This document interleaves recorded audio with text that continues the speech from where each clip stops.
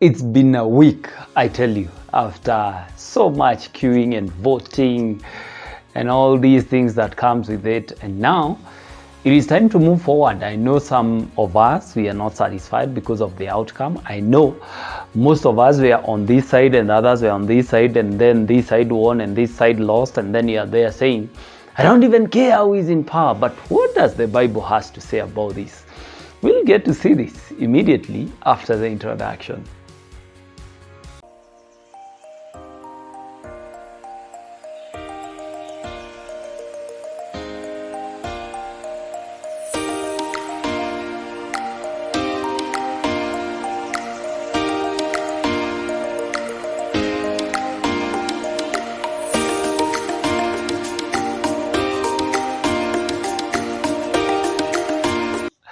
I know if it has not yet happened that there are some people who will go to court and contest some of the results that came out and crowned others winners.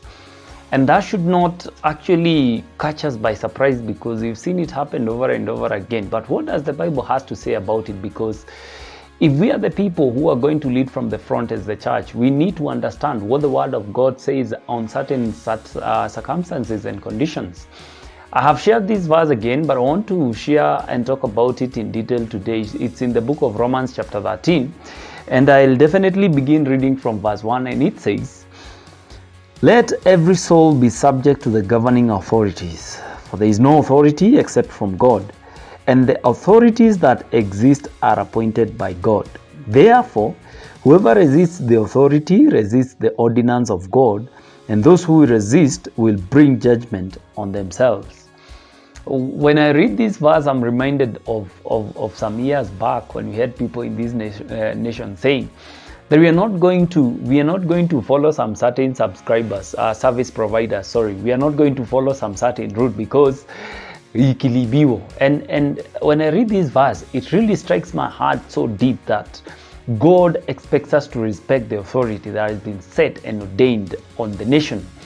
And even though some people may not be content with whatever results came through, as much as you'll go to court, go and do it in respect with each other, because at the end of the day, you need to understand that the people who have been set there have been set by God and nobody else. So when you're resisting these authorities, the Bible has told us very well that we are bringing judgment on ourselves. What we ought to do, we ought to respect the authority, we ought to submit to the authority, we ought to do as the government is leading and directing us, because when we do that, we are not just gaining and allowing ourselves to be at peace with everyone else, but we are even gaining a blessing from the Lord.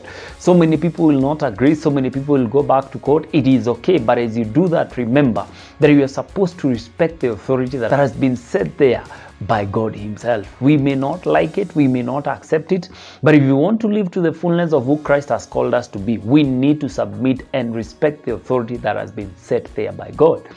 What if it was you and you're the one who won and people are not respecting you? How would you feel?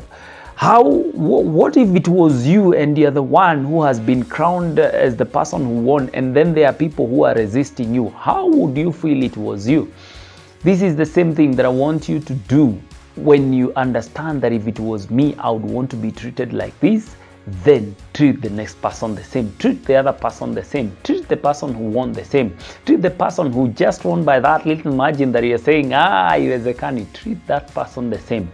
Because at the end of the day, it may not be your turn today, but I tell you the truth, your turn will come and you'll be crowned and you will expect people to respect you. So go ahead right now and respect those who are in authority. This is the Faith Crusaders, where we are all about revealing Christ-like attitudes of awakening. God bless you and see you in our next show.